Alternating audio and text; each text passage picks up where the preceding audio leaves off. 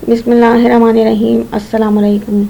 رسول اللہ صلی اللہ علیہ وآلہ وسلم نے فرمایا، دوسروں کے بارے میں اچھا گمان رکھنا بہترین عبادت ہے۔ لوگوں پر ایک زمانہ ایسا آئے گا کہ انسان کوئی پرواہ نہیں کرے گا کہ جو اس نے حاصل کیا حرام سے ہے یا حلال سے۔ غصہ شیطان سے اور شیطان آگ سے پیدا کیا گیا ہے اور آگ پانی سے بجھائی جاتی ہے، اور جب تم میں سے کوئی غصہ ہو تو اسے وضو کر لینا چاہیے۔